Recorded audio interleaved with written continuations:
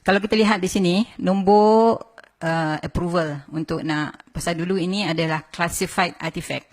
Classified maknanya tidak boleh dituntun oleh ramai, bermakna rahsia ya. Selepas banyak tahun merdeka, 50 tahun merdeka, banyak artifak-artifak yang classified declassified.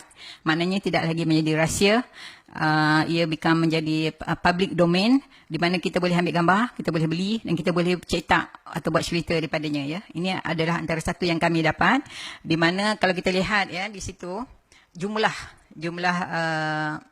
migran yang datang ya.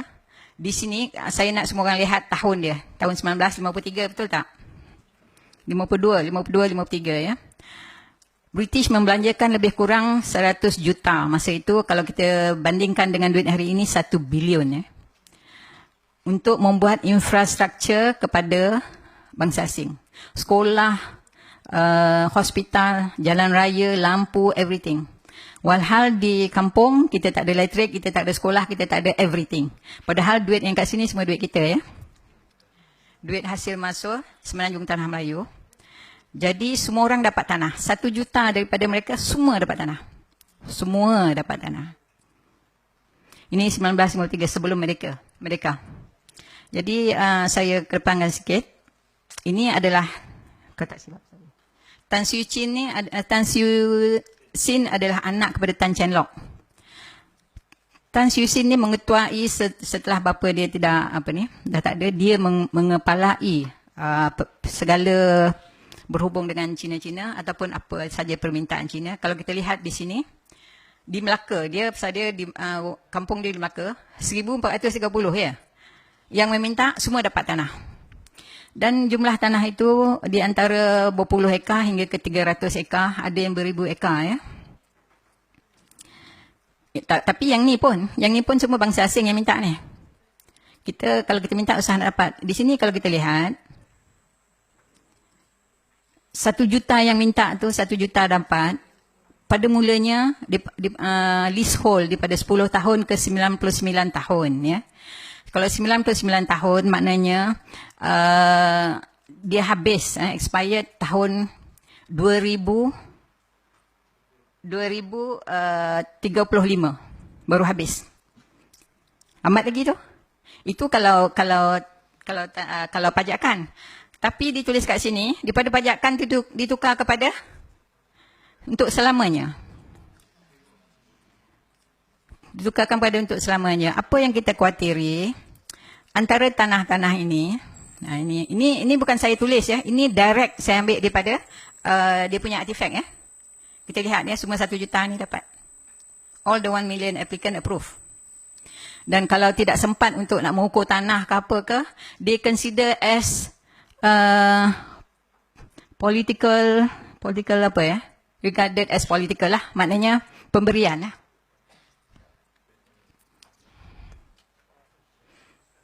Datuk ada hal. Jadi kalau kita lihat kat sini ya, kita banyak kerugian tanah ya.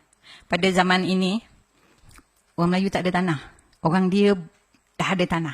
You just imagine, hari itu masa kita orang buat seminar di Putrajaya, diresmikan oleh Sultan Nazrin, Sultan Perak ya. Dan simposium itu mengenai tanah rizab Melayu. Terpanjat tengok, terpanjat dengar ya. Dan saya ada juga membuat kajian ke atas tanah rizab Melayu. Kini kalau kita agak khawatir, 60% equity tanah bukan lagi di tangan kita. Walhal di dalam perlembagaan 50% daripada tanah di Semenanjung tidak boleh diusik, kerana itu adalah tanah rizab Melayu. Tak boleh usik langsung, walaupun dibangunkan, hasil daripada pembangunan itu diberi balik, mesti diberi balik 100% secara total kepada orang Melayu. Tapi apa yang terjadi bila dibangunkan rumah murah ke apa ke, dibagi kepada sama rata lah bangsa dengan bangsa asing. Daripada situ kita kehilangan banyak ya, banyak tanah-tanah rizab Melayu. Di Kuala Lumpur ini baki tanah Rizal Melayu hanya 1%. 1 saja. Penang 0 hari ini.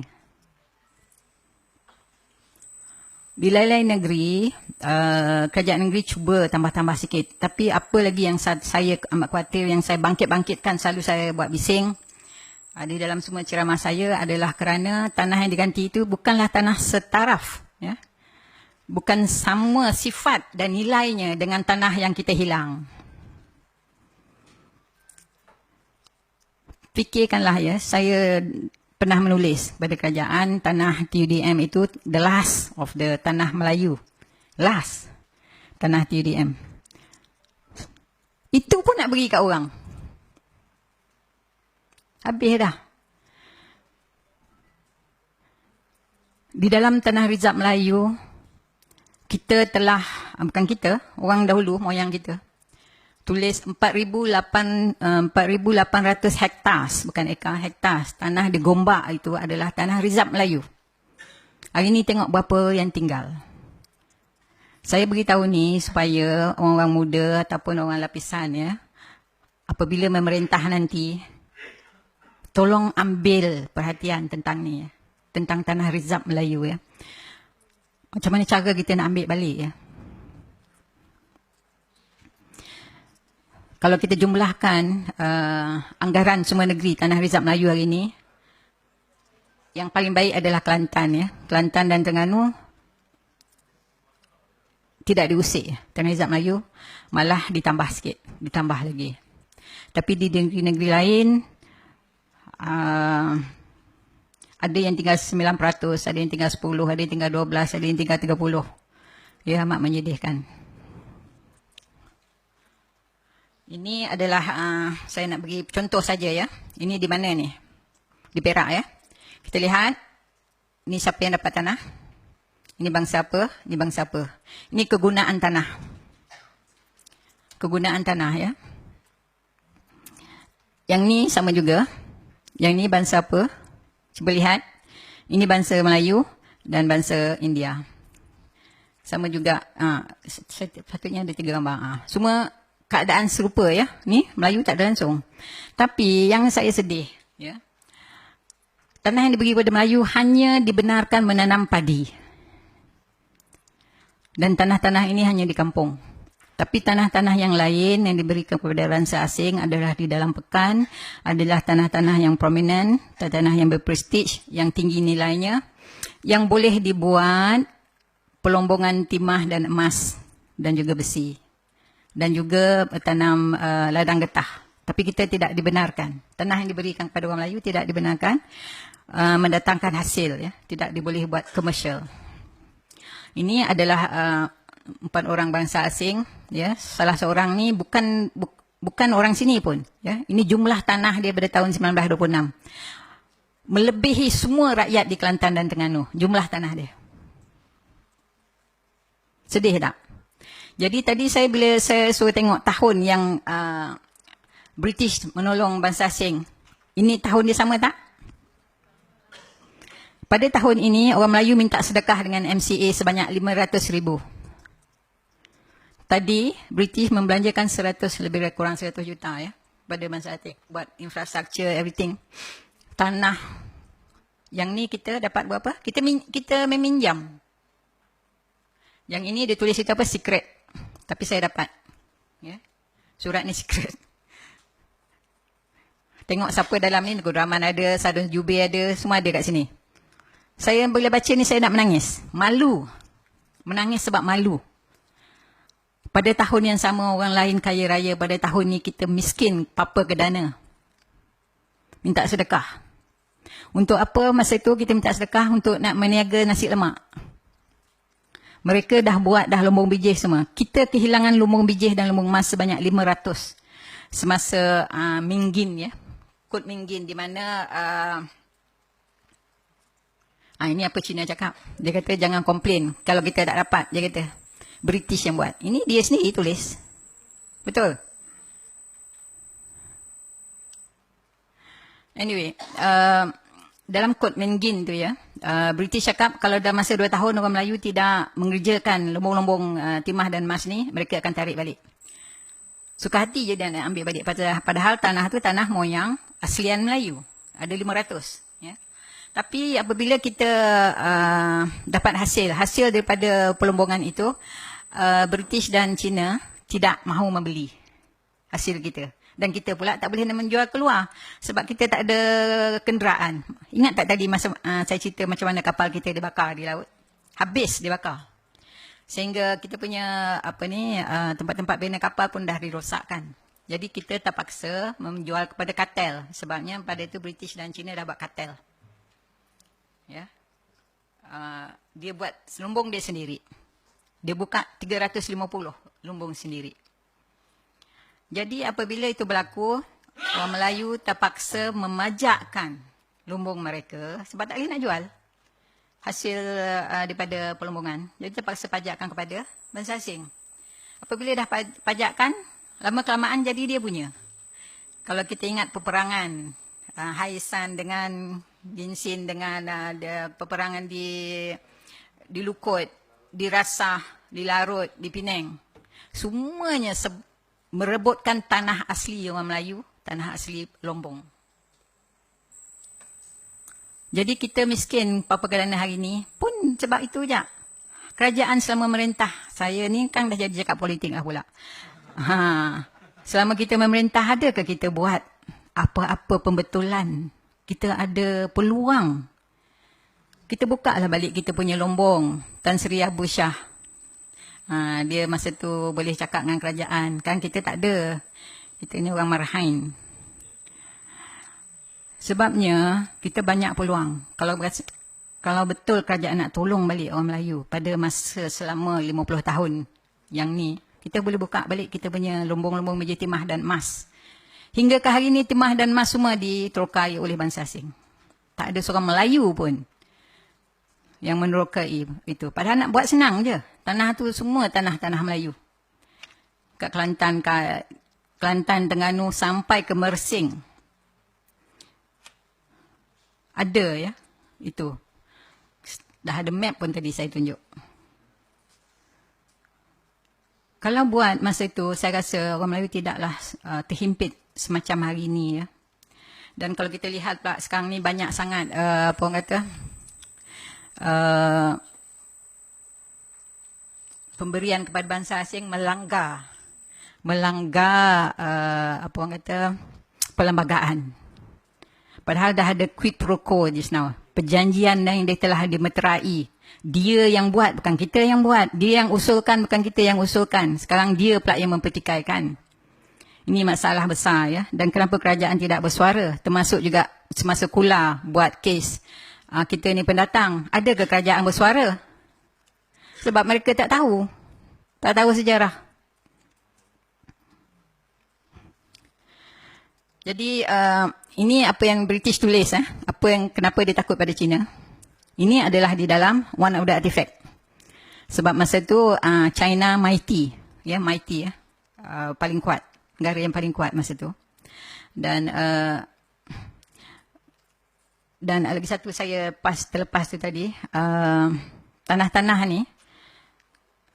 Macam mana China jadi kaya ya. Sebenarnya semua daripada tanah.